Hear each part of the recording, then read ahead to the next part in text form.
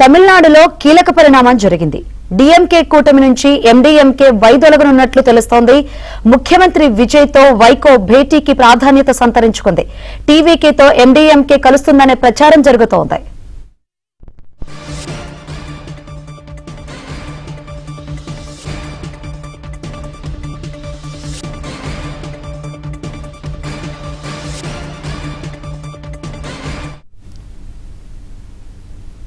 తమిళనాడులో కీలక పరిణామం జరిగింది. డీఎంకే కూటమి నుంచి ఎండీఎంకే వైదొలగనున్నట్లు తెలుస్తోంది.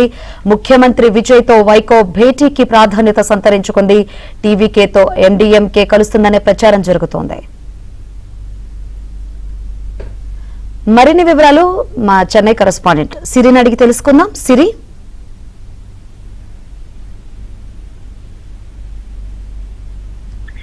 ఎండీఎంకే ప్రధాన కార్యదర్శి వైకో నిన్న చెన్నై సచివాలయంలో ముఖ్యమంత్రి సి జోసెఫ్ విజయ్ ని కలిశారు.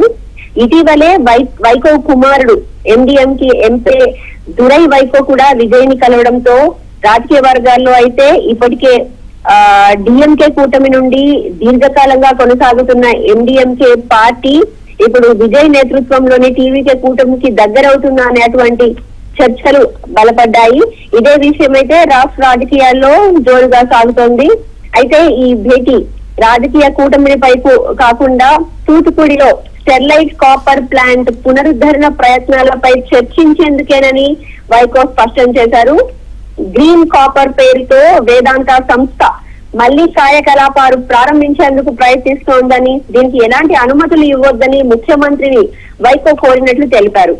అయితే 2018లో స్టెర్లైట్ ప్లాంట్ పర్యావరణ కాలుష్య ఆరోపణలు అలాగే ప్రజా ఉద్యమాల నేపథ్యంలో మూసివేశారు. అలాగే ఆందోళన సమయంలో కూడా పోలీసులు కాల్పులు జరపడంతో 13 మంది వరకు మరణించారు 2018లో. అయితే ఈ ఘటన ఇప్పటికీ తమిళనాడులో సున్నితమైన అంశంగా ఉంది.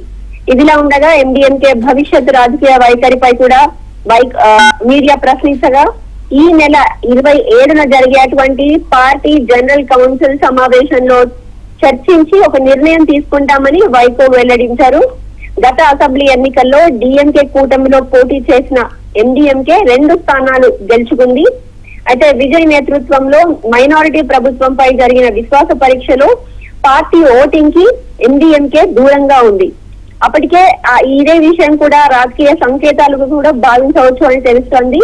కాంగ్రెస్, వీసీకే, ఐయుఎంఎల్ పార్టీలు ఇప్పటికే విజయ్ ప్రభుత్వంలో భాగస్వాములుగా ఉండగా సిపిఐ, సిపిఎం బయట నుంచి మద్దతు ఇస్తున్న ఈ నేపథ్యంలో ఎండీఎంకే కూడా టీవీకే కూటమిలో చేరుతుందా లేదా అనే అంశంపై అయితే జూన్ 23న జరిగేటువంటి జనరల్ కౌన్సిల్ సమావేశం తర్వాత స్పష్టత వచ్చేటువంటి అవకాశం ఉంది. రైట్ సిరి.